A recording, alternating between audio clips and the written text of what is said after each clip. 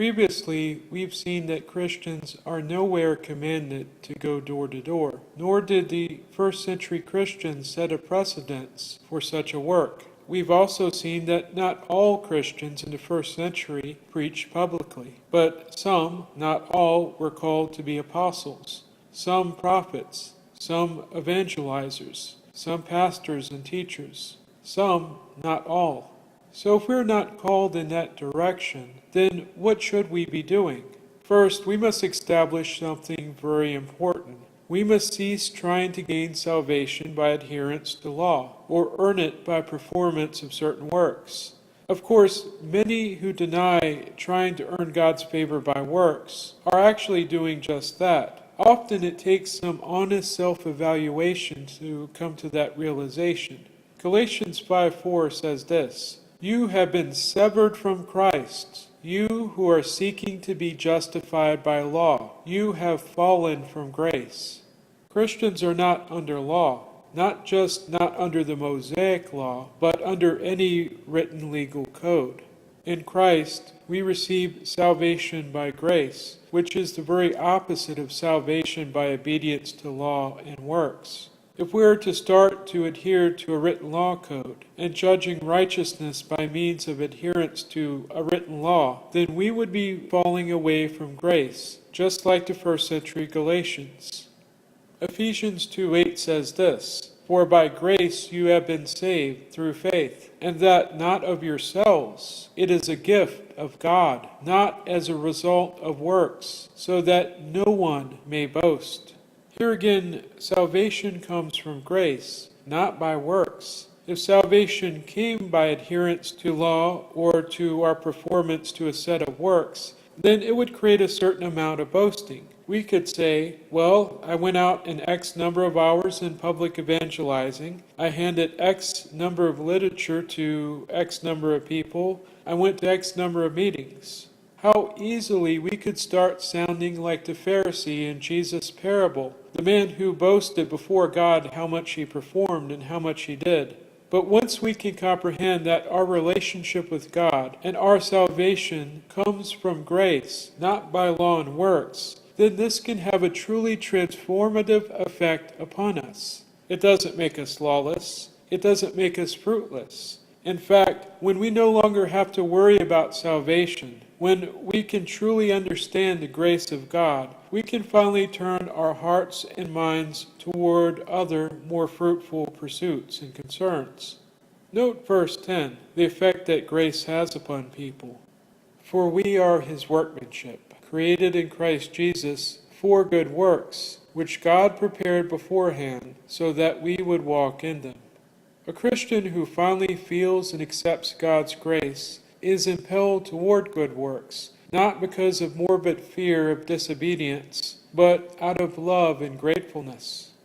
Noted theologian Thomas Erskine said that in Christianity, religion is grace, ethics is gratitude. How can we show this gratitude? Note James chapter 1 verse 27. "Pure religion and undefiled before God and the Father is this, to visit the fatherless and widows in their affliction, and to keep himself unspotted from the world."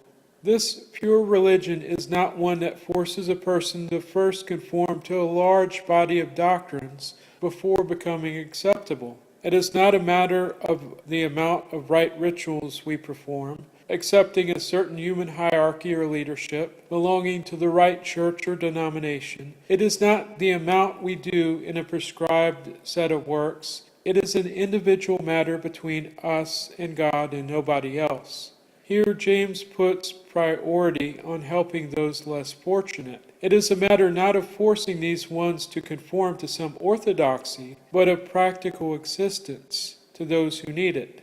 It is in this line of thought that James says what he says in chapter 2, starting in verse 13. "For judgment will be merciless to the one who has shown no mercy. Mercy triumphs over judgment." What use is it, my brethren, if someone says he has faith, but he has no works? Can that faith save him? If a brother or a sister is without clothing and in need of daily food, and one of you says to them, Go in peace, be warm, and be filled. And yet you do not give them what is necessary for their body. What use is it? Even so, faith, if it has no works, is dead, being by itself. An examination of the first century Christian congregation shows that these were not merely idle words. Christians put their faith in action by helping those less fortunate. For instance, they had programs that assisted those who were widows. In 1 Timothy chapter 5, we find an outline of one such program. In verse 4, we find that this pure religion starts not with strangers, but in one's own family. Notice it says, "But if any widow has children or grandchildren, they must first learn to practice piety in regard their own family, and make some return to their parents. For this is acceptable in the sight of God."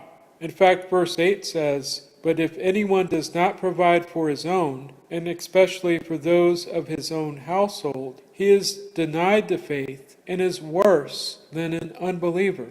Yes, pure religion starts not with grand gestures and heroic acts on behalf of many, but with quietly caring for one's own family.